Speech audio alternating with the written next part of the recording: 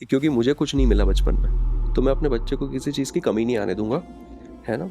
तो वो extra giving जो है वो करना शुरू करता है। वो जिस चीज़ पर हाथ रख देगा वो उसकी हो जाएगी। अच्छी गाड़ी, अच्छी बाइक, ड्राइवर, ये वो, पैसा, सब कुछ। तो वो क्या कर रहा है, वो अपने सपने पूरे कर रहा है। उसके अंदर की जो खालीपन है ना, वो उसको भर रहा है। असल में वो अपने बच्चे के लिए कंसर्न नहीं है, उसका बच्चा शायद स्पॉइल हो जाए इस चक्कर में। तो ये सब ना समझिए आए हैं। मतलब इसलिए परिपक्वता इंपॉर्टेंट है कि आपकी चीज़ों को इम्पोज मत कर दो। आपको इतनी समझ होनी चाहिए कि इसका इम्पैक्ट उसके आने वाले कल पे क्या होगा। तो ये एक बहुत बड़ा फॉल्ट है जो लोग पेरेंटिंग में करते बड़ी हैं। सिंपल तरीके से आपने लाड़ और प्यार, लव एंड पैम्परिंग के बीच के डिफरेंस को समझाने की कोशिश की। और बहुत बार बीइंग अ पेरेंट हम कंफ्यूज होते हैं कि कब हमारा प्यार लाड़ की तरफ बढ़ जाता है और वो लव पैम्परिंग की वजह से बच्चे को हैम्परिंग के मोड में लेकर चला जाता है। Hello everyone, we are back with another fresh episode at Beyond talks.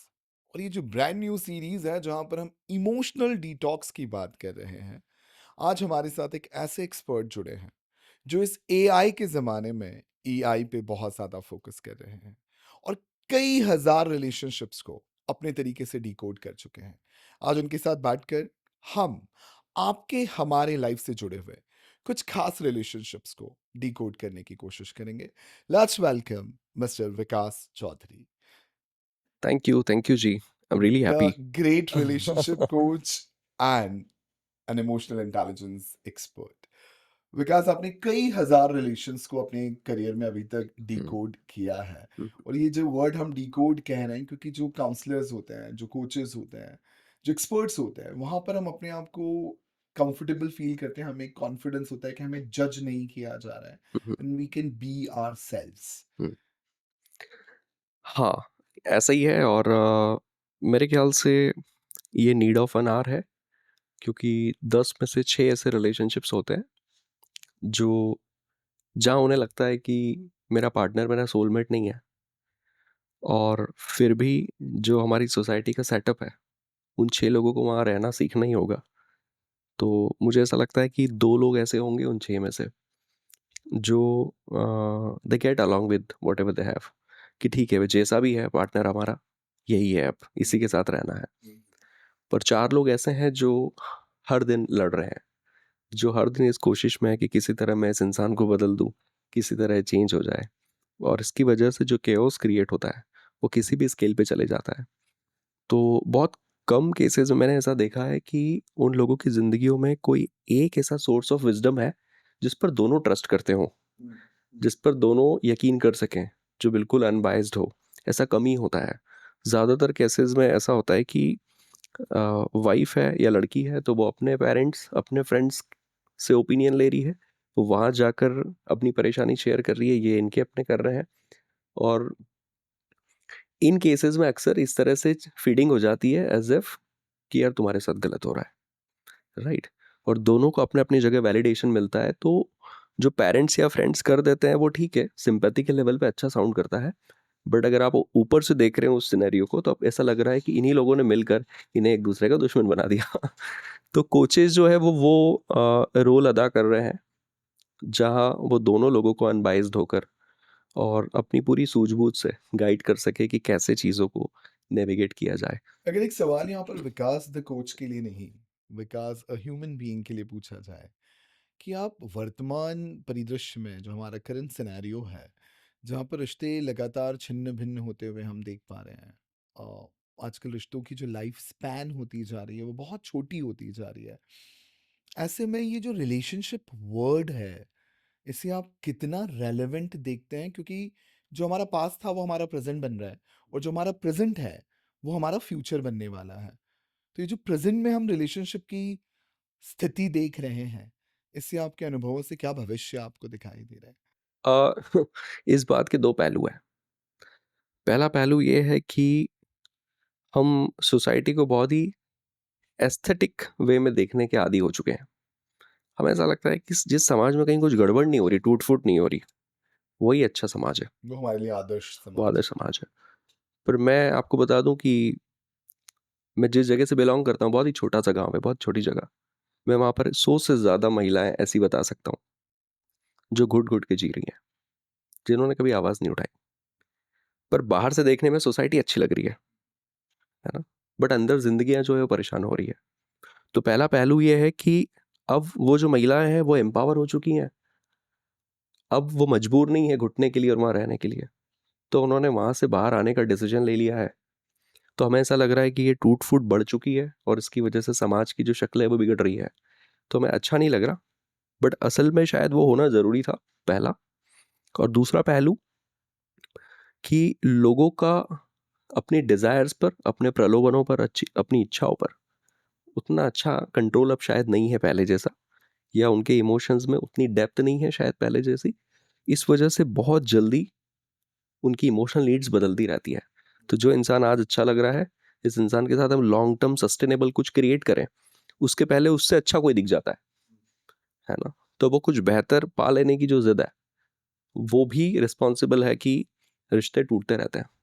जैसे एक बड़ा ही फनी सा किस्सा है कि एक एक गधा रहता है।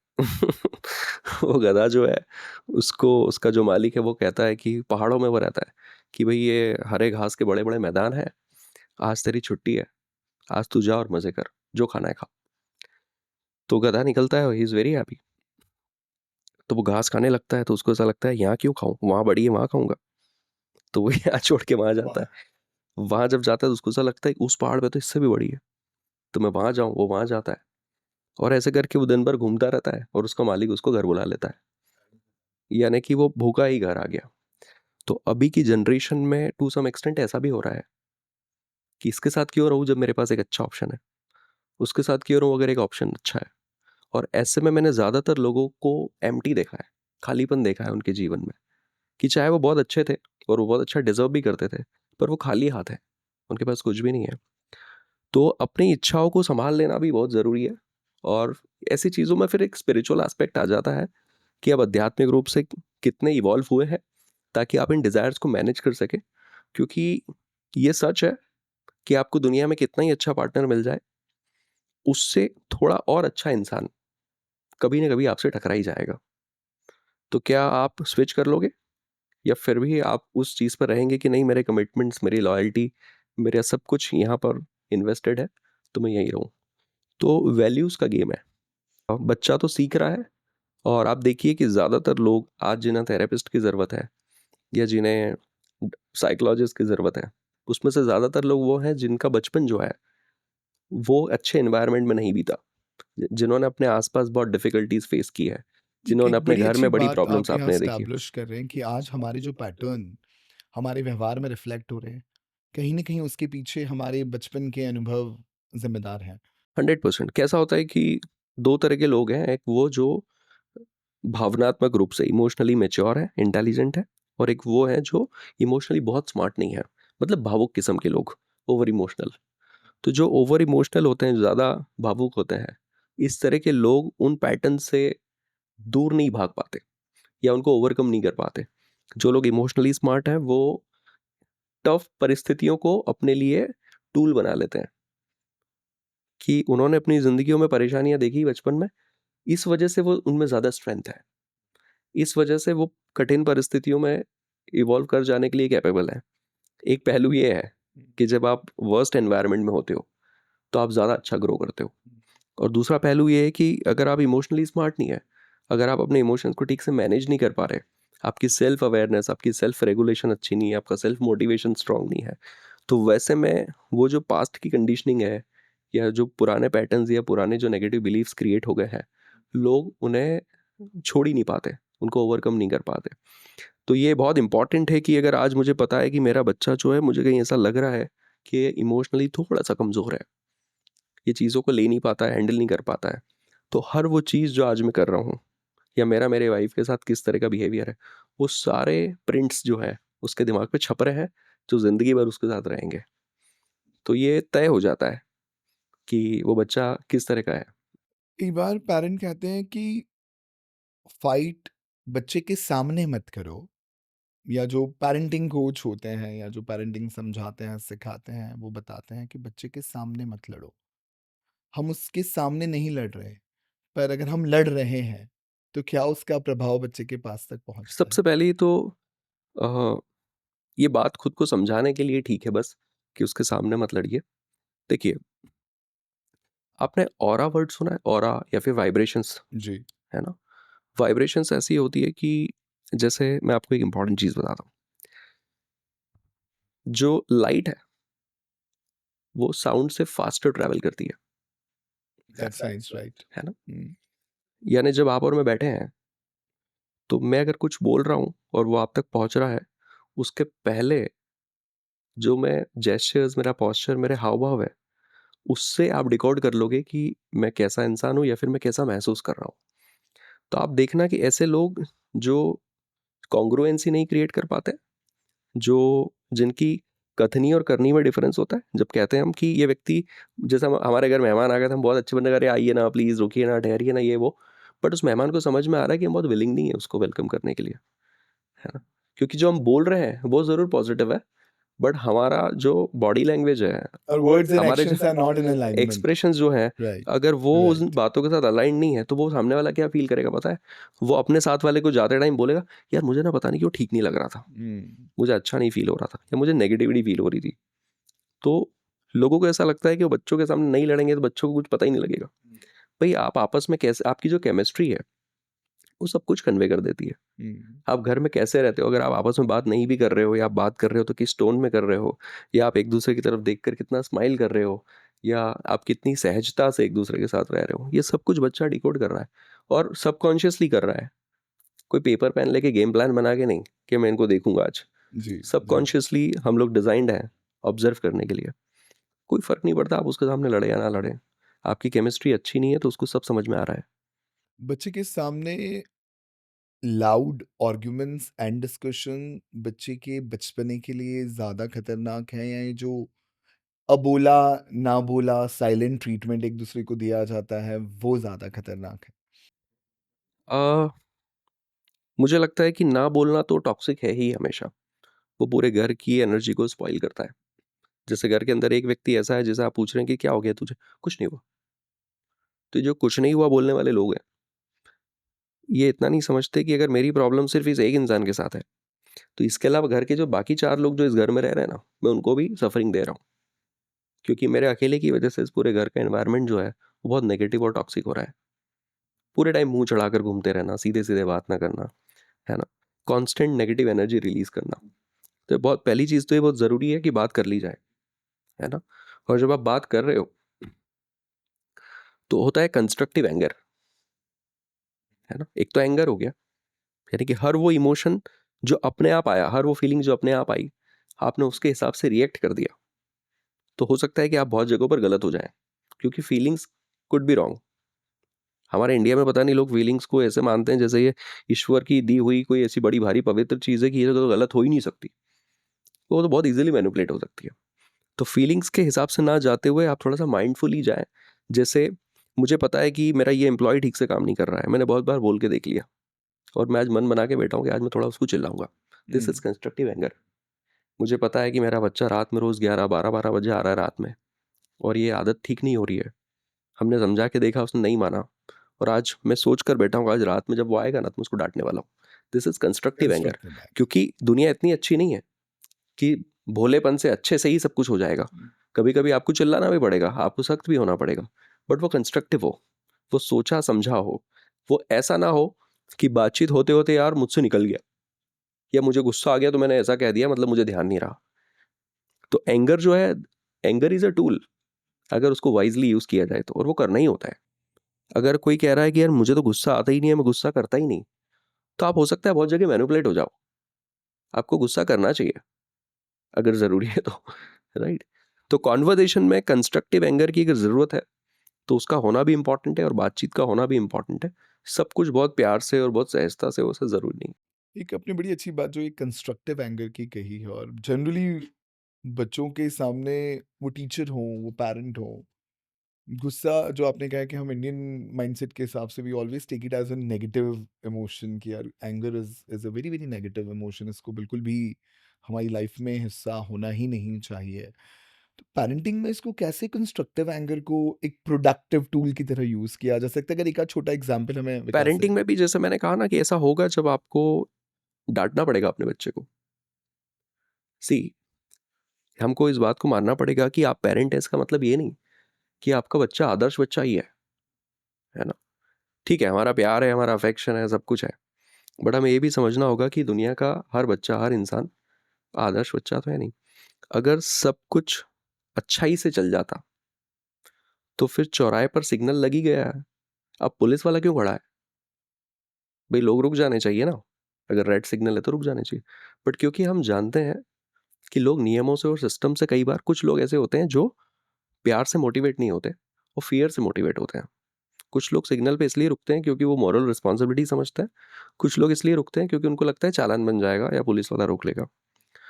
आपका बच्चा भी ऐसा हो सकता है कि हो सकता है कि वो आपके समझाने से या आपके बात करने से या वो मोरालिटी से या आपके एजुकेट करने से सुधर जाएगा, या आपका बच्चा भी ये कर सकता है कि शायद वो फियर से थोड़ा ड्राइव हो, है ना। तो मैं ये नहीं कह रहा कि फियर से ड्राइव होना मतलब उसको टॉर्चर कर दें, बट आपको कभी कभी थोड़ा सा उसको चार्ज लेने के लिए आपको एंगर दिखाना पड़ेगा, कभी कभी आपको सख्त होना पड़ेगा। आफ्टर ऑल वो आपका बच्चा है। इस बात को कहना बहुत गलत हो जाएगा कि मैं ये कह दूं कि बच्चों को आप कुछ कह ही नहीं सकते, उनकी ज़िंदगी वो डिसाइड करें, नहीं, ऐसा बिल्कुल भी नहीं है। अगर हम एक ये सोच लेकर चलें, जैसे अभी हमने आज कॉन्वर्सेशन की शुरुआत में भी ये समझने की कोशिश करी, आपने भी एक बड़ी अच्छी बात बोली कि जो हमारे चाइल्डहुड ट्रॉमास होते हैं वो हमारी लाइफ में टाइम टाइम पे कहीं कहीं अपना पावर दिखाते हैं और वो हमारे बिहेवियर में रिफ्लेक्ट होते हैं। आज बच्चों को वो कौन से emotions, because you are an emotion के गुरु, जो आप इमोशंस को समझते हो और इमोशनल इंटेलिजेंस के बारे में बात करते हो, वो कौन से इमोशंस हैं जो बच्चों को बचपन में सही तरीके से समझना समझा दिया जाए तो शायद वो कल बेहतर रिश्तों को हैंडल कर सके? मुझे लगता है कि सबसे पहले किसी भी बच्चे को या दुनिया के किसी भी इंसान को कोप अप मैकेनिज्म समझाने चाहिए। कहते हैं कि ज़िंदगी मान लीजिए न्यूट्रल चल रही है तो ठीक है, कोई दिक्कत नहीं है। ज़िंदगी में कुछ पॉजिटिव चल रहा है, कुछ अच्छा चल रहा है, तो भी व्यक्ति बड़ा उदार रहेगा, लिबरल रहेगा, गिविंग वाला एटीट्यूड रखेगा, खुश रहेगा, क्योंकि ज़िंदगी अच्छी चल रही है ना। जैसे हमारे आसपास बहुत सारे लोग जिनकी ज़िंदगी अच्छी, तो क्या बोलते हैं, अरे यार चिल करो, मज़े करो, टेंशन ना लो, मत गुस्सा करो, क्या करना है, सब बढ़िया है ना। क्यों? क्योंकि लाइफ इज़ गुड। और अगर कुछ और बहुत ही अच्छा, कुछ मिरेकल जैसा हो जाए तो वो व्यक्ति जो है दुश्मनों को भी बुला के खाना खिलाएगा। द थिंग इज कि जब लाइफ में फेलियर्स आते हैं, लॉसेस आते हैं, रिजेक्शंस आते हैं, नेगेटिविटी आती है, कुछ कुछ डिजास्ट्रस होता है, कुछ ट्रॉमेटिक एक्सपीरियंसेस होते हैं, वहाँ पर व्यक्ति का रियल कैरेक्टर रिवील होता है। जैसे आपका किसी व्यक्ति का अपने पार्टनर के साथ बहुत अच्छा रिलेशन है, एक लड़का एक लड़की के साथ अच्छा रिलेशन है, अब उसने उस लड़की को आज 1 घंटा वेट करवा दिया किसी जगह पर। अब वो 1 घंटा वेट करने के बाद अब वो लड़की जो है वो उससे कैसे बात करेगी, उसमें उसका कैरेक्टर दिखना शुरू होगा, है ना। कि एडवर्सिटीज में इंसान कैसा बिहेव करता है, क्योंकि एडवर्सिटीज में आप अच्छे नहीं बन पाते हो, बन भी लोगे तो थोड़े टाइम, ज़्यादा टाइम नहीं, है ना, वहाँ रियलिटी सामने आती है। तो लोगों का जो कोप अप मैकेनिज्म है कि जब मेरे साथ सिचुएशंस फेवरेबल नहीं होती, जब चीज़ें बुरी होती है, तब how do I handle my self, है ना। क्या मैं एक ब्लेम गेम में चले जाता हूँ, मैं विक्टिमाइज करना शुरू कर देता हूँ, क्या मैं एक अचीवर्स कॉन्शियसनेस में चला जाता हूँ? 4 तरह के मैकेनिज्म्स होते हैं। पहला मैकेनिज्म होता है विक्टिम मोड, है ना, where you carry a blame story, जहाँ आपको लगता है मेरी ज़िंदगी इसकी वजह से खराब हुई, अब मेरी ज़िंदगी में कुछ भी बुरा होगा ना तो मैं जिम्मेदार नहीं हूँ, वो जिम्मेदार है। हमने हमारे बहुत सारे पेरेंट्स को ये बोलते सुना है कि हमको अगर तुम्हारी तरह पढ़ा लिखा दिया होता, तुम्हारी तरह फैसिलिटीज़ मिल गई होती, तो आज हम कुछ और होते। और मैं हैरान हूँ इस बात को सोच के कि ये लोग कोप अप कब करेंगे इस बात से, ये इसके आगे कब बढ़ेंगे। मतलब ज़िंदगी के हर फेलियर के लिए इनके पेरेंट्स जिम्मेदार हैं कि उन्होंने इनको पढ़ाया नहीं। और कहीं यही यही गिल्ट हमें एक ओवर प्रोवाइडिंग पैरेंट बनाने के लिए तैयार करता है, ताकि कल को हमारा बच्चा हमें ये ब्लेम ना करे जैसे हम अपने पेरेंट को ये ब्लेम कर रहे हैं। होता है ना ऐसा, जो विक्टिम मोड वाला इंसान है, मैं आपको बता दूं कि victim mode cope up mechanism 70% से ज़्यादा लोगों का होता है। और ये लोग बाय डिफॉल्ट अपने आप को हमेशा सही समझते हैं, और ये अगर कुछ भी अच्छा कर रहे हैं तो उसके पीछे ऐसा है कि यार मैंने तो अच्छा ही चाहा था, है ना। ये थोड़ा वैसे होता है, ये हमेशा ब्लेम स्टोरी, ब्लेम को हमेशा शिफ्ट कर देना किसी चीज़ पर, ये माइंडसेट होता है, ये विक्टिम मोड है। मैंने बहुत सारे ऐसे लड़के, स्पेशली लड़कियां देखी हैं कि उनको अगर कोई धोखा मिल गया रिलेशनशिप में 4-5 साल में, तो उनका ऐसा हो जाता है कि अब मुझे नहीं पढ़ना रिलेशन में, मैंने मेरे घर वालों को कह दिया है, आपको जो लड़का देखना है देख लो, जिससे बोलोगे उससे शादी कर लूँगी। अब ये क्या है? आप क्यों अपनी ज़िंदगी खराब करने पे तुले हो? थोड़ा माइंडफुल रहो। किसी से भी क्यों कर लूँगी? मिलो ना, बात करो ना, देखो, केमिस्ट्री, कंपैटिबिलिटी सब समझो, है ना?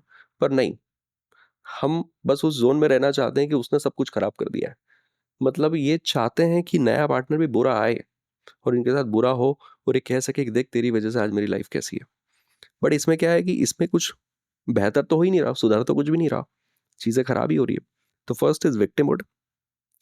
सेकंड जो होता है उसको कहते हैं अचीवर्स कॉन्शियसनेस में जीना, कि लड़की ने मुझे रिजेक्ट कर दिया है किसी ऐसे लड़के के लिए जो मुझसे अच्छा दिखता है, तो मैंने आज से जिम ज्वाइन कर ली, है ना? अब मैं बॉडी बना के दिखाऊंगा, मैं ट्रांसफॉर्मेशन करके दिखाऊंगा, ऐसा बन के दिखाऊंगा, वैसा बन के दिखाऊंगा। अब शायद ये मेरे जीवन का गोल कभी भी नहीं था बट अब मैं उसको दिखाने के लिए कर रहा हूँ। ये होती है अचीवर्स हम कॉन्शियसनेस। अपने आप को प्रूव करने के प्रूव लिए करने के अपने लिए, लिमिट के हाँ, बियॉन्ड जाने की कोशिश भी कर हमारे जाते हैं। समाज का एक बहुत बड़ा हिस्सा अपनी जिंदगी में आज जो कर रहा है ना, वो किसी को दिखाने के लिए कर रहा है। इसलिए नहीं कि उनको खुद को कंटेनमेंट मिलता है। पड़ोसी को दिखाना है, किसी रिश्तेदार को दिखाना है, किसी दोस्त को दिखाना है कि मैंने कितनी बड़ी गाड़ी खरीदी है, कितना बड़ा घर खरीदा है। हो सकता है वो उनकी इंटरनल डिजायर कभी थी ही नहीं। इसलिए इस तरह के लोग एक पॉइंट के बाद जाकर अपनी खुद की जिंदगी से सवाल करते हैं, मैंने किया ही क्या है, मैंने अपने आप के लिए कुछ नहीं किया, है ना? बट अचीवर्स कॉन्शियसनेस वाला इंसान जो है वो मोस्टली क्या करेगा, चीज़ें अचीव करने में लगा रहेगा, सोशल ब्लूप्रिंट पे चलेगा, जिसको समाज सफलता मानती है वो करेगा, और हर जगह जाकर वही गिनाने की कोशिश करेगा, क्योंकि उसको अपनी सफलता उसी चीज़ में दिखती है। और उसके जो लाइफ के फेलियर हैं, उसको ऐसा लगता है कि उसको भी कवर अप करने का यही तरीका है कि एक जगह फेल हुआ तो छोटी कहीं गलती और के कुछ आगे बड़ा बेहतर करके अचीवमेंट। दिखाओ। तो ये हमेशा रिजल्ट ओरिएंटेड होते हैं और चीज़ों के पीछे भागते रहते हैं, है ना? ये उस जर्नी को नहीं जी रहे, ठीक है? क्योंकि जर्नी को इसलिए नहीं जी रहे क्योंकि वो उस जर्नी में है जिस पर वो कभी चलना ही नहीं चाहते थे, राइट? तीसरा मैकेनिज्म होता है जिसमें इंसान मीडियम कॉन्शियसनेस में होता है। Medium conscious. Medium consciousness surrender वाले माइंडसेट में होता है। वहां पर इंसान रिजल्ट ओरिएंटेड नहीं होता, एक्शन ओरिएंटेड होता है। जैसे आपने ऐसे लोग देखे होंगे कि जिनके बच्चे जो हैं वो गलत रास्तों पर चले गए और जिन्होंने अपनी ज़िंदगी खराब की। तो कुछ के पेरेंट्स तो डिप्रेसिव हो जाते हैं ऐसों को देखकर, कुछ पेरेंट्स ऐसे होते हैं कि ठीक है भाई उसकी ज़िंदगी वो जाने, हम तो जो कर सकते थे हमने कर दिया, और आज भी हमारे हाथ में जो है वो हम करते ही हैं। रेस्ट इज हिज लाइफ, जो करना है करे, अच्छा बुरा वी डोंट केयर। ये वो लोग हैं जो मीडियम कॉन्शियसनेस में है कि हम सिर्फ माध्यम है, हमें ईश्वर ने चुना है सिर्फ इस काम के लिए, तो हमें अपना बेस्ट देना है, जो रिजल्ट आना हो आ जाए। निमित्त मात्र। हाँ, हम निमित्त मात्र हैं। तो ये वो लोग हैं जो कोई भी काम करते हैं और सपोज रिजल्ट नहीं आया, तो इसलिए दुखी नहीं होते हैं कि रिजल्ट नहीं आया। ये सिर्फ खुद को ही पूछते हैं कि मैंने अपना बेस्ट दिया कि नहीं दिया। अगर नहीं दिया तो नेक्स्ट टाइम बेस्ट देना है, और बेस्ट दिया है तो ये खुश है, चाहे जो भी आए, यार मैं जो कर सकता था मैंने सब कुछ किया। तो इनका कोप अप करने का तरीका ये है कि हमेशा खुद के एक्शन को देखते हैं। And fourth is awakening, unity consciousness. मतलब अब इसकी ज़्यादा हम बात नहीं करेंगे क्योंकि मैं आज तक किसी भी लाइफ के डायमेंशन में वहाँ पहुँचा ही नहीं जहाँ पर ऐसा कहते हैं कि जहाँ पर इंसान टोटल डिटैच्ड हो चुका होता है सब चीज़ों से। मतलब उसे हम चीज़ों से फ़र्क नहीं पड़ रहा, उसे ऐसा लगता है कि ये पशु पक्षी, ये मिट्टी, ये घर, ये सब कुछ जो है हम सब एक ही हैं, हम सब अंश हैं इस नेचर का, और हम इसी में मिल जाएंगे, और विच इज़ ओके। अगर कोई इस दुनिया से चला भी गया है तो इतना चीख चिल्ला क्यों रहे हो, इतना ड्रामा क्यों कर रहे हो? इट्स ओके, कोई पहले जाएगा कोई बाद में जाएगा, हम सब नहीं तो जाना हम सब नहीं तो जाना है। तो वो व्यक्ति जो है वो उस मटेरियलिस्टिक दुनिया से, या जहाँ बहुत ज़्यादा मोह माया है, उन सब चीज़ों से बहुत ज़्यादा दूर है, और वो ऐसी कोई भी चीज़ अचीव करने की रेस में नहीं है जो उसको ऐसा लगता है कि इसका कोई इम्पैक्ट नहीं है तो मुझे क्यों करना है, किसी को क्या लगता है क्या नहीं लगता है, इन सब बातों के बहुत ऊपर है। तो ये अवेकनिंग जो स्टेज आप बता रहे हैं, this is a far fetched idea for many, और मुझे लगता है कि हमने जो समाज बनाया है उस समाज में हर इंसान का गोल होना चाहिए कि मैं सरेंडर मैकेनिज्म में पहुंचूं। व्हिच मेरा is the mechanism last one. Surrender होना चाहिए, मीडियम कॉन्शियसनेस। ओके। जैसे अगर आप गीता की बात करोगे तो उसमें भी यही लिखा है ना, कर्म करो फल की चिंता ना करो। मीडियम कॉन्शियसनेस, कि आप इस तरह से अपनी ज़िंदगी जीना शुरू करें जहां आपकी संतुष्टि आपके कर्मों में हो, उसमें नहीं कि मुझे क्या मिला, है ना? तो टफ है लोगों के लिए समझना, पर इसी को तो इवॉल्व होना कहते हैं, इसीलिए तो आध्यात्मिक होना थोड़ा मुश्किल है कि हम इस तरह से किस दिन सोच पाएंगे, बट अगर हम डिसाइड कर ले तो हम वैसे बन सकते हैं। एक इमोशन जो आपने कहा कि हमें बीइंग अ पैरेंट बच्चों के साथ शुरू से, जिसको आपने कहा कोप अप मैकेनिज्म, अगर हम बच्चों को सिखा सकें या उनके साथ हम प्रैक्टिस कर सकें, so I guess we can create a better yes, definitely. Emotionally हाँ, डेवलप्ड चाइल्ड फॉर उस फ्यूचर। बच्चे को आपको बचपन से ये सिखाना होगा कि आपके साथ ये भी हो सकता है, वो भी हो सकता है, धोखा भी मिलेगा, बुरा भी लगेगा, चीट भी होगा, पैसों का लॉस भी होगा, तबीयत भी खराब होगी, कभी कभी ये भी लगेगा कि ईश्वर आप ही के साथ बुरा कर रहा है। ये सब हमारा पार्ट है हमारे ज़िंदगी का। बट ऐसी सिचुएशन में आपकी अप्रोच क्या होगी, दैट विल डिफाइन कि आप कैसे इंसान होंगे। तो वंडरफुल। बेटा आप कैसा बनना चाहते हो इनमें से, एनी उसको एनी सिखाना चाहिए। तो दिस इज वन। अगर एक और कोई ऐसा इमोशनल डेवलपमेंट साइड होना चाहिए जो पेरेंट को थॉटफुली माइंडफुली बच्चों के साथ प्रैक्टिस करना चाहिए, प्रोसेस करना चाहिए, फोकस हाँ, करना चाहिए। जैसे एक होता है लव, एक होता है पैम्परिंग। ये दो बहुत अलग बातें हैं। जो लाड़ प्यार होता है, प्यार और लाड़ तो pampering is Lad. Yes, okay. लाड़ करना, और लव इज लव, राइट। मुझे पता है कि मेरे बच्चे के लिए ये चीज़ अच्छी नहीं है ना, बट वो उसके लिए बहुत जिद कर रहा है। तो अगर मैं उसे प्यार करता हूँ तो मैं उसे डांट दूंगा कि नहीं, मतलब नहीं, नहीं मिलेगा, मतलब नहीं मिलेगा, अभी आपके लिए ये ठीक नहीं है कि प्यार है। और लाड़ मतलब, अरे यार दे दो ना प्लीज़ यार, इतना रो रहा है, देखो ना कितना परेशान है, क्या ही चला जाएगा, ये लाड़ है ना। कि वो चॉकलेट के लिए बोल रहा है, बार बार चॉकलेट खानी है, और उसे सर्दी खांसी लगी हुई है, और उसकी मम्मी कह रही है कि इसको चॉकलेट मत देना, कल रात भर खांसता रहेगा, इसको मीठा कुछ भी अभी अवॉइड करो। थोड़ी देर तो देख लिया, फिर उसको ऐसा लगा यार इतना सा दे देता हूँ यार, इतना रो रहा है, मुझसे देखा नहीं जा रहा है। मुझसे देखा नहीं जा रहा है मतलब आप उससे प्यार नहीं करते हो। मुझसे देखा नहीं जा रहा है मतलब आप आपके एक इंटरनल इमोशन को मैनेज करने में नाकाबिल साबित हो रहे हो, और इस बात की कीमत वो बच्चा चुकाएगा, क्योंकि आप आपके इमोशन को मैनेज नहीं कर पा रहे हो अंदर के, कि मैं इसे मना कैसे करूं, मुझसे हो नहीं रहा है। तो आप अभिव्यक्ति जो है उस चीज़ की कर दे रहे हो, है ना। और उसकी वजह से जो सफरिंग क्रिएट होगी वो आपकी लाइफ में नहीं होगी, उसकी लाइफ में होगी।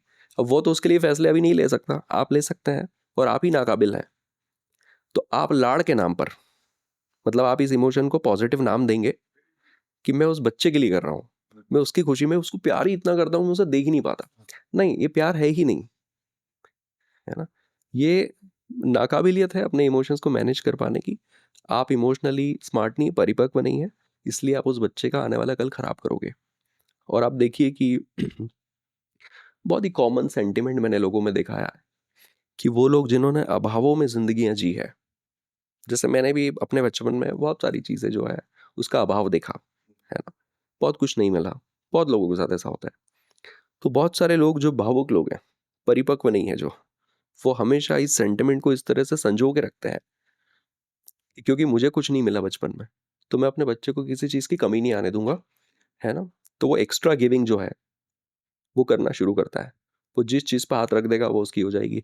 अच्छी गाड़ी, अच्छी बाइक, ड्राइवर, ये वो, पैसा, सब कुछ। तो वो क्या कर रहा है, वो अपने सपने पूरे कर रहा है। उसके अंदर की जो खालीपन है ना, वो उसको भर रहा है। असल में वो अपने बच्चे के लिए कंसर्न नहीं है, उसका बच्चा शायद स्पॉइल हो जाए इस चक्कर में। तो ये सब ना समझिए हैं। मतलब इसलिए परिपक्वता इंपॉर्टेंट है कि आप आपकी चीज़ों को इम्पोज मत कर दो। आपको इतनी समझ होनी चाहिए कि इसका इम्पैक्ट उसके आने वाले कल पे क्या होगा। तो ये एक बहुत बड़ा फॉल्ट है जो लोग पेरेंटिंग में करते बड़ी हैं। सिंपल तरीके से आपने लाड और प्यार, लव एंड पैम्परिंग के बीच के डिफरेंस को समझाने की कोशिश की। और बहुत बार बीइंग अ पेरेंट हम कंफ्यूज होते हैं कि कब हमारा प्यार लाड़ की तरफ बढ़ जाता है और वो लव पैम्परिंग की वजह से बच्चे को हैम्परिंग के मोड में लेकर चला जाता है। इनफैक्ट ऐसी कई चीज़ें हैं, जैसे एक किस्सा है कि भाई एक इंसान बोलता है कि मुझे यार घुड़सवारी का शौक है हमेशा से, मुझे, मेरा ये ड्रीम है, मुझे घुड़सवारी करनी है। तो वो उसके फ्रेंड को हमेशा बोलता रहता है। अब ये लोग कभी किसी पिकनिक, किसी कहीं ट्रैवल करते हैं, तो अब इंडिया में आप देखें कि पिकनिक स्पॉट्स पे, ट्रैवलिंग स्पॉट्स पे अक्सर कैमल राइड, हॉर्स राइड ही मिल जाता है। तो उसको ऐसा लगा यार यहाँ तो हॉर्स राइड हो रही है। तो वो अपने फ्रेंड को कह रहा है कि आज तो मेरी ज़िंदगी के सारे सपने शायद सच हो जाएंगे, है ना, आज ये चीज़ होने वाली है। तो वो गए उसके पास, हॉर्स वाले के पास, उसको कहा कि भाई जो भी पैसा लेना है, 100-200 रुपया, उसने लिया। उसने कहा कि बैठिए, उसने उसको बिठाया, और ऐसे टुक टुक टुक टुक करके कुछ दूर ले गया, टुक टुक करके वापस ले आया, वापस ले आया। और कहा कि चलो भाई हो गया। तो वो डिसअपॉइंट हो गया, उसको ऐसा लगा क्या बात कर रहे हो, मैं ज़िंदगी भर से घुड़सवारी को इतना एडवेंचरस और इतना क्रेजी समझ रहा था, ये क्या था, है ना। तो जब वो डिसअपॉइंटेड है तो उसका फ्रेंड कहता है कि भाई क्या बात है, तो कहता है यार मैं इस बात को लेकर निराश हूँ कि उसने मतलब वो चीज़ क्यों नहीं हो पाई। थ्रिल नहीं आया मुझे। तो बोलता है कि वो इसलिए नहीं आया क्योंकि उसकी लगाम तेरे पास नहीं थी ना। तो बोलता है उसने दी क्यों नहीं लगाम। तो बोलता है कि यार इसलिए कि तुझे इंजरी हो जाए, गिर जाए, पड़ जाए, तो एक्सपीरियंस नहीं है, चोट लग जाएगी, कुछ हो जाएगा, तो तेरी सेफ्टी के लिए वो खुद तेरे साथ चल रहा था। And this is what parents do, कि हम अब बच्चे की लगाम उसको नहीं देना चाहते कि वो गलत फैसला ना ले ले, वो कहीं गिर पड़ ना जाए, उसे चोट ना लग जाए, उसके साथ कोई कुछ बुरा ना कर दे, कोई धोखा ना दे दे। तो इस चक्कर में वो जिंदगी भागती नहीं है, वो सेफ है, सिक्योर है, पर औसत भी है, एक मीडियोकर की जिंदगी है कि वो पेरेंट्स खुद चला रहे हैं उसको, ये इंश्योर कर रहे हैं कि उसे कोई ट्रॉमा ना हो जाए, कोई कुछ नेगेटिव ना हो जाए, बट फिर वो कहीं पहुंच भी तो नहीं रहा। तो पेरेंट्स जो हैं जब अपने बच्चों के फैसले हर वक्त खुद लेते रहते हैं, तो वो कुछ ऐसा ही अपने बच्चे के साथ कर रहे हैं। तो डिसीजन मेकिंग जो है एक बहुत बड़ा स्किल है, और पेरेंट्स को अपने बच्चों को कम उम्र से सिखाना शुरू करना चाहिए। तो एक छोटे छोटे इमोशनल फैसले, स्मार्ट बच्चा बन पाएगा। आपको कौन से शूज़ लेने हैं, घर के लिए हमको वॉशिंग मशीन खरीदना है, जो बच्चा है 8-9 स्टैंडर्ड में, अब उसको पूछो ना कि ज़रा यूट्यूब करके रिसर्च करके बताओ बेटा सबसे अच्छा ब्रांड कौन सा, वही लेंगे। उसको रिस्पॉन्सिबिलिटी दो ना, ये क्या फ़र्क पड़ता है यार, ये ब्रांड नहीं और ये ब्रांड सब एक ही जैसे होते हैं, है ना। अगर उससे अच्छा भी कुछ है बट वो कह रहा है कि वो लेना है, तो गो फॉर इट। उस बच्चे के अंदर एक सेंस ऑफ रिस्पॉन्सिबिलिटी आनी चाहिए कि यार मेरे कहने से चीज़ें होती हैं, मुझे सोच समझ के डिसीजन लेना है। कुछ गलत हुआ तो उसको बताओ, देखो आपने डिसाइड किया था बट इसमें एक गड़बड़ हमने कर दी, ये गलत प्रोडक्ट आ गया, ताकि उसे याद रहे कि मुझे क्या ख्याल रखना है। इन चीज़ों को और अगली बार। हाँ, ऐसे छोटे मोटे कई सारी चीज़ें हैं जो की जा सकती है, जो आप उसको दे सकते हो कि यू टेक डिसीजन, आप जो बोलोगे वो हमने करना है।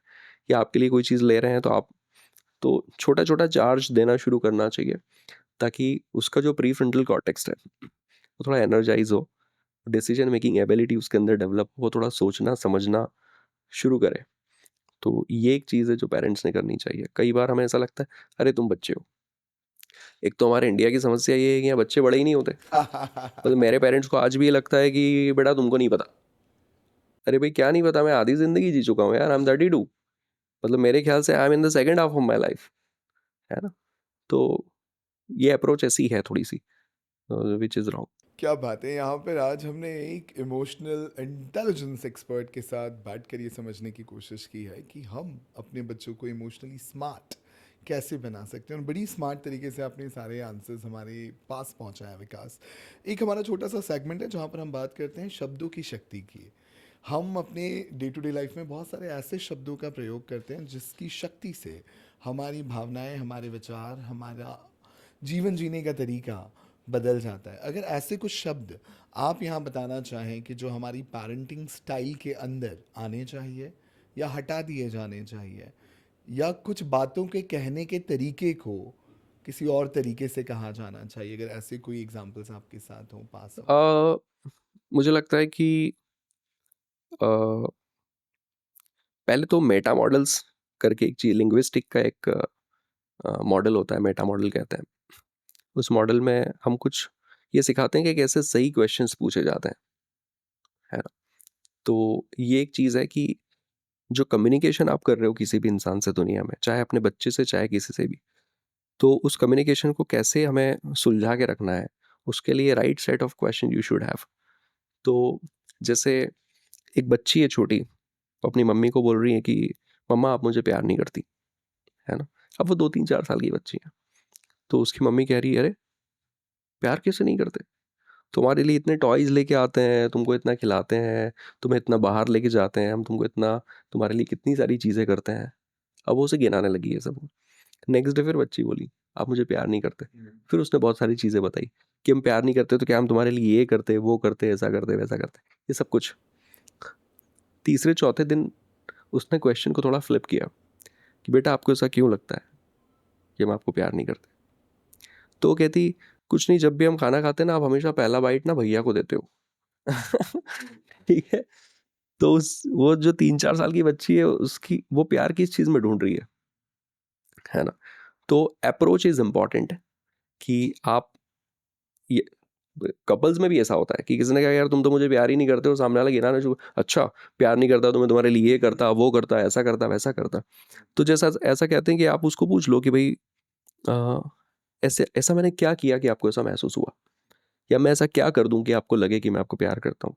तो सुलझा हुआ कम्युनिकेशन कहते हैं ये होना चाहिए। दूसरा कि मेरे ख्याल से बच्चे जो होते हैं, बच्चे या बड़े जो भी, तो उसमें जो फीमेल्स होती हैं, है ना, अगर बेबी गर्ल है तो आपको समझना होगा कि आप जो शब्द बोलते हो उन शब्दों का इंप्रेशन उसके ऊपर बहुत तीखा पड़ने वाला है। तो आप कितने एम्पावरिंग हो, कितना इनकरेजिंग हो, कितना अप्रिशिएट करते हो, आपका बातचीत करने का लहजा कैसा है, आपकी टोन कैसी है, वो उन सब चीज़ों का इंप्रेशन उस पर पड़ रहा है।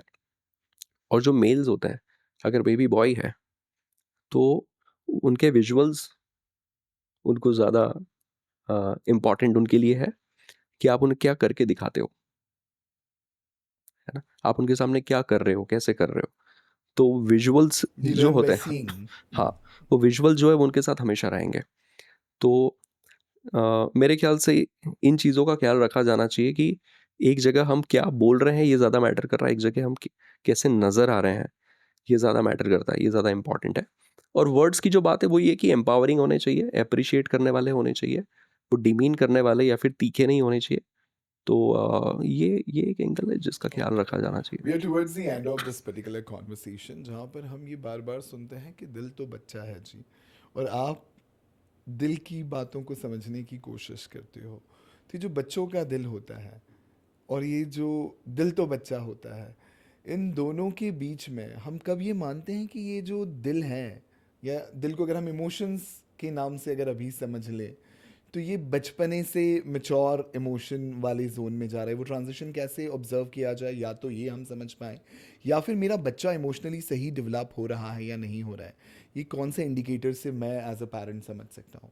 जैसे बच्चा है वर्ड जो बोला जाता है ना, उसके पीछे का गणित ये है कि बच्चा है मतलब ट्रेनेबल है, उसको ट्रेन किया जा सकता है, वो सीधा है ना, वो एक खाली किताब है। क्या ठीक है, बात है। हाँ। तो दिल तो बच्चा है मतलब ये कि आप उसको जैसा ट्रेन करना चाहोगे वो ट्रेन हो जाएगा। और हमेशा वो स्टार्टिंग में थोड़ा रिजिड हो सकता है, बट अगर आप अगर सख्त रहे कि मुझे ये करना ही है तो वो सीख जाएगा, वैसा हो जाएगा। तो मुझे ऐसा लगता है कि हमको ये समझना होगा कि दिमाग के दो हिस्से हैं। हमारे सारे इमोशंस जो हैं वो हमारे सबकॉन्शियस ब्रेन से रिलीज होते हैं, है ना। और हमारा जो कॉन्शियस ब्रेन है वो सारे लॉजिकल फैसले लेता है। आपको ये समझना होगा कि ये बच्चा अगर मुझे अगले 1 साल में ऐसा चाहिए, आपकी जो भी डिज़ायर है कि 6 महीने में 1 साल में मुझे वो बच्चा कैसा चाहिए, तो वो बच्चा अगले 1 साल बाद वैसा ही महसूस कर रहा हो, उसकी सीडिंग आज शुरू होगी। आज पेरेंट्स क्या करते हैं कि आज किसी बच्चे को बिठा के 2 घंटा लेक्चर दे दिया और वो चाहते हैं कल से वो चेंज हो जाए, क्योंकि हमने इसको 2 घंटा डांटा है तो वो शायद समझ गया होगा। समझ भी गया होगा तो वो उसका कॉन्शियस डिसीजन हो सकता है या कॉन्शियस ब्रेन होगा जो समझ गया, है ना। जैसे मैंने कहा कि मुझे कल से सुबह से 6 बजे उठना है, समझ गया मैं कि क्यों उठना है, पर उठ नहीं पा रहा हूँ। मतलब उठने के लिए मेरे सबकॉन्शियस ब्रेन को ट्रेन होना पड़ेगा। तो इसलिए कोई चीज़ जो मैं समझ भी गया वो भी करना मेरे लिए इनिशियली बहुत डिफिकल्ट होगी। तो समझना कभी परेशानी है ही नहीं कि आपने कितना अच्छा समझाया। सारा प्रॉब्लम एग्जीक्यूशन का है, एग्जीक्यूशन में लोग सफरिंग में जाते हैं या परेशान होते हैं। तो आप किसी भी बच्चे के साथ काम कर रहे हो तो आपको ये समझना होगा कि मैं इसको किस तरह से ट्रेन कर रहा हूँ। और जब आप ट्रेनिंग देने जा रहे हो तो उसमें एक एंगल ये इंपॉर्टेंट हो जाता है कि आपका जो ब्रेन है वो, अगर आप एकदम उसे शट कर दें किसी चीज़ के लिए, एकदम कुछ नया ओपन कर दें, तो उसका रेजिस्टेंस उतना ही ज़्यादा होगा, है ना। एक बुक है द एटॉमिक हैबिट्स, वो कहती है कि सिर्फ 1% चेंज हर दिन हमको अपने आप में करना है। मतलब एक इंसान जो अगर 9 बजे उठ रहा है वो सिर्फ ये सोच ले कि कल 8:59 पर उठूंगा, तो वो अगले 6 महीनों में सुबह 6 बजे उठ रहा होगा। और अगर वो सीधा 6 बजे उठने का गोल बना रहा है नेक्स्ट डे से, तो वो अगले 6 साल में भी 6 बजे नहीं उठ रहा होगा, है ना। तो कैसा है कि ब्रेन को आपको थोड़ा थोड़ा करके ट्रेन करना होता है, धीरे धीरे आपको आदी बनाना होता है उस चीज़ का, है ना। तो धीरे धीरे वो वो उसको ढालना होता है। क्या तो बात अगर आप आपके बच्चे को भी ढालना चाहते हो किसी चीज़ में, तो कॉन्शियस ब्रेन समझ जाता है, पर सबकॉन्शियस ब्रेन को हमें वो सबकॉन्शियसली वो कांस्टेंट रेजिस्टेंस ट्रेनिंग पैदा मोड करता में है। जाना पड़ता हाँ, तो उस बच्चे को आपको बहुत ही ग्रेजुअली उस साइड पर लेके जाना पड़ेगा, तो वो ट्रांजिशन स्मूथ होगा। अगर आप चाह रहे हैं कि आज ही इसकी काउंसलिंग करा दूं, किसी ट्यूटर से मिला दूं, इसकी बड़ी कोचिंग लगवा दूं, बड़े स्कूल में करा दूं और ये अच्छे ग्रेड्स ले आए, कुछ नहीं होगा ऐसा, कुछ भी नहीं होगा ऐसा। तो बहुत ही स्मूथ और बहुत ही ग्रेजुअल जो है चेंज, वही वर्क करता है, चाहे हमारे खुद के ऊपर हो, चाहे उस बच्चे के ऊपर। और किसी भी बात को समझ लेने से कोई रिजल्ट नहीं आता। बहुत सारे लोगों की तकलीफ ही है कि उन्हें ऐसा लगता है यार इतना समझा दिया फिर भी समझ में नहीं आई उसको। अरे समझाने से अगर हो रहा होता तो हम सब ये समझते ही है ना कि अच्छा खाना खाना है, अच्छी डाइट लेना है, जिम जाना है, टाइम पर उठना है, स्लीप साइकिल अच्छा रखना है, रिलेशनशिप हेल्दी रखनी है, एसोसिएशन अच्छी रख, ये तो हम सब समझते हैं। तो क्या हम सब कर पाते हैं? समझना बिल्कुल भी इंपॉर्टेंट नहीं हुआ कि समझ गया तो बात हो जाएगी। चेंजेस लाने हैं तो बहुत ही ग्रेजुअली, बहुत ही धीरे धीरे करके चीज़ें होती है करने से और उसमें होगा। पेरेंट्स को बहुत पेशेंस चाहिए होता है। यानी मेरे साथ अक्सर ऐसा होता है कि सर अगर आप कोच हैं और लोग आपके पास आते हैं तो उनको उनके सॉल्यूशन मिल जाते हैं। और मैं उनको कह रहा होता हूँ कि 80% लोग जो मेरे पास आते हैं जो प्रॉब्लम लेके, जब मैं उनसे पूछता हूँ कि यार इस प्रॉब्लम का आपके हिसाब से क्या सॉल्यूशन है, तो 80% लोग सॉल्यूशन भी जानते ही है कि यार मुझे लगता है सर मुझे उसको छोड़ देना चाहिए, है ना। तो सॉल्यूशन तो उनको पता है, सॉल्यूशन पता होना कभी भी सॉल्यूशन नहीं है है ना। उसकी एग्जीक्यूशन की जो प्रोसेस है, और जो वो अचीव नहीं कॉन्सिक्वेंसेस कर पा रहा है। है ना, उसमें उसका अकाउंटेबिलिटी पार्टनर बनना, ये रियल गेम है। कि इस प्रोसेस में मैं इसका साथ रहूं, कांस्टेंट रहूं। ये 2 महीना उससे बात नहीं करेगा, फिर किसी दिन जाके उसको मैसेज कर देगा या 2 पैग मारेगा, उसको कॉल कर देगा, इट्स ओके कर दिया तो मैं फिर से उसको शुरू करवाऊंगा वहां से। फिर वो गलती कर देगा, इट्स ओके मैं वहां से फिर से शुरू कराऊंगा। बट लोग जो होते हैं, जो इम्पेशेंट होते हैं, उन्हें ऐसा लगता है कि तुम क्यों जा रहे हो वहां पर, तुम क्यों बात कर रहे हो, तुमको समझ में नहीं आई तब हमने इतना बोला, है ना। इस इंसान को कुछ भी समझाना बेकार है और वहां से पनिश करना शुरू कर देते हैं, एज इफ कि आपने समझा दिया, उसने समझ लिया तो उससे हो ही जाएगा। तो बच्चों के साथ आपको बहुत ही जेंटल अप्रोच रखना होगा और ग्रेजुअल शिफ्ट होता है। अगर वैसा हो रहा है तो आप आपके बच्चे को कैसा भी ढाल सकते हो। अगर आप चाहते हो कि एकदम से वो कोई चीज़ बदल दे, ओवरनाइट कुछ भी नहीं हो सकता। इनफैक्ट आपकी रिलेशनशिप खराब हो जाएगी और शायद उस बच्चे को आपके बारे में ये लगने लगे कि यार ये मुझे टॉर्चर ही कर रहे हैं, ये चाहते हैं मैं ओवरनाइट चेंज हो जाऊँ। तो उस बच्चे का रिलेशन, यानी कि उसके नज़र में आप वो कभी भी वो नहीं रहोगे जो पहले हुआ करते होंगे, वैसा वो चेंज हो जाता है। तो लास्ट एंड फाइनल क्वेश्चन, बच्चा इमोशनली स्मार्ट बन रहा है या नहीं, पेरेंट ये कैसे चेक कर सकता है? पहला है सेल्फ अवेयरनेस। इमोशनल इंटेलिजेंस का प्राइमरी कंपोनेंट है कि आपके बच्चे को पता है क्या, आपके बच्चे को पता है क्या कि वो क्या कर रहा है और क्यों कर रहा है ना। वो दिख जाता है। जैसे आपने कहा कि बेटा आपको कल कहा था ना आपको गुस्सा नहीं करना है, फिर आपने गुस्सा क्यों किया, है ना। या आपको मैंने कहा था ना कि ये चीज़ ऐसे नहीं करनी, फिर आपने ऐसी क्यों की। तो उसके जवाबों में आपको दिख जाएगा कि वो उस इमोशन से अवेयर था भी कि नहीं था। तो उसकी सेल्फ अवेयरनेस अगर आपको बढ़ानी है तो आपको उन प्रैक्टिसेस में उसको डालना पड़ेगा जहाँ उसका कंसंट्रेशन लेवल, उसका फोकस बढ़ता है। यानी मेडिटेशन करवाना या इस तरह की एक्सरसाइजेस करवाना। जैसे बहुत सारी चीज़ें होती है, जैसे कोई लाइन लिखी है, कोई पेज है, आपने उसको कह दिया कि इसके टोटल लेटर्स काउंट करना है, कितने हैं। तो पूरे फोकस के साथ जब वो एक एक लेटर काउंट कर रहा है, वर्ड्स नहीं, लेटर्स, तो उसका दिमाग पूरी तरह इंगेज है उसको काउंट करने में। ये तो थोड़ा सा भी नज़र यहाँ वहाँ हुआ ना तो वो गड़बड़ हो जाएगी।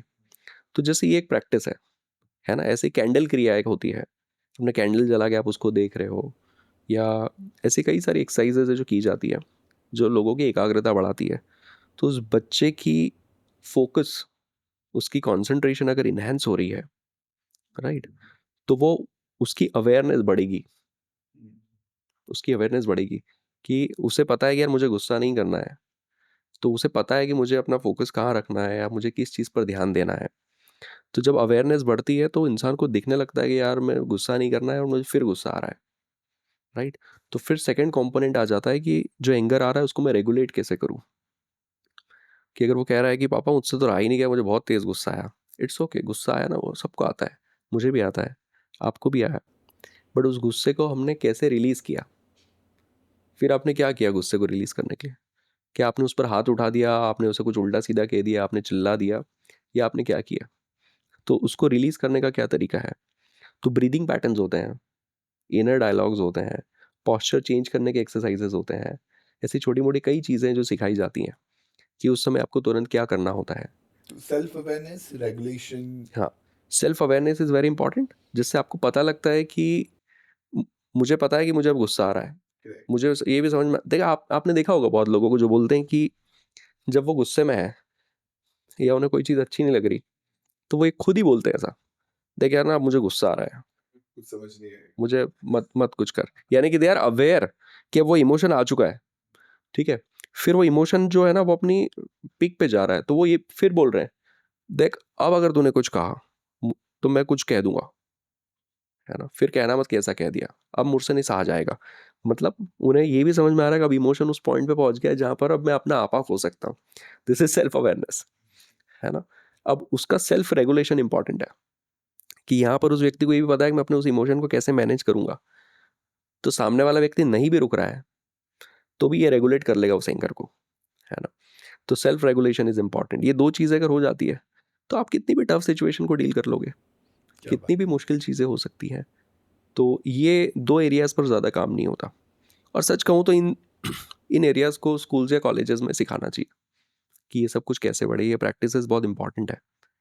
और अभी भी ऐसी चीज़ों की ट्रेनिंग देने के लिए मुझे लगता है बहुत सारे स्कूल्स में अच्छे टीचर्स हैं ही नहीं, जो इन चीज़ों को उतनी सरलता से सिखा सकें, जिससे वो समझ में आ जाए। क्या बात है। पर आज बियॉन्ड टॉक्स पे हमारे पास ये अपॉर्चुनिटी है कि हम इस सरलता के साथ इन सारे कॉम्प्लेक्स इश्यूज को अपनी लाइफ के अंदर सिंप्लीफाई करने की कोशिश कर सकें। And on this note I would like to extend a very big thanks to you Vikas for bringing all this wisdom to this particular conversation which we have just enjoyed. And I am sure कि जो ये छोटी छोटी सी बातें हैं कि हम कौन से कॉप अप मैकेनिज्म के स्टेट में हैं और हमें किस पर जाने के लिए अपने आप को तैयार करना चाहिए। या दिल तो बच्चा है जी का मतलब ये नहीं है कि हमारा दिल नादान है, ना समझ है। पर इसका मतलब ये है कि हम समझने सीखने के लिए हमेशा तैयार हैं, अपने दिल को ये समझा पाए। या फिर पैम्परिंग और लव के बीच का अंतर क्या होता है। बहुत ही खूबसूरती के साथ आपने इन सारी बातों को आज हमारे साथ साझा किया है। So thank you so very much for joining us on this thanks a lot. मुझे खुद बहुत खुशी है कि आज कुछ नई बातें की थोड़ा कॉन्वर्सेशन। थोड़ा रिलेशनशिप से हटकर। पेरेंटिंग जो है वो बहुत इम्पोर्टेंट एरिया है और आप लोगों को कांग्रेचुलेशंस कि आप इसको टच कर रहे हो और इस पर बात कर रहे हो और यकीनन इसका फ़ायदा हमारी ऑडियंस को मिलेगा और अगर मिलेगा तो ऐसी कॉन्वर्जेशंस और करेंगे। बहुत बहुत थैंक यू धन्यवाद। सो वेरी मच विकास। और बहुत बार ऐसा लगता है कि जब रिलेशनशिप कोच की बात की जाती है तो romantic relationship, husband wife relationship, boy girl relationship तक ही हमारी सोच कहीं कहीं सीमित हो जाती है। पर आज आपने हमारी उस सोच के दायरे को और बड़ा बना दिया है और हम सबको ये सोचने के लिए तैयार कर दिया है कि एक हेल्दी कपल, एक हेल्दी चाइल्ड और एक हैप्पी फ्यूचर क्रिएट करने के लिए तैयार होता है। बिल्कुल। तो इमोशनल फ्रंट है जो बहुत ज़रूरी है और उसको सभी लोग सीखें और फिर क्या पेरेंटिंग और क्या रिलेशनशिप आपकी ज़िंदगी का हर डायमेंशन ही अच्छा हो सकता है। So true. चलिए बहुत थैंक्स मज़ा आया। Man. Thank you, thank you. Thank you.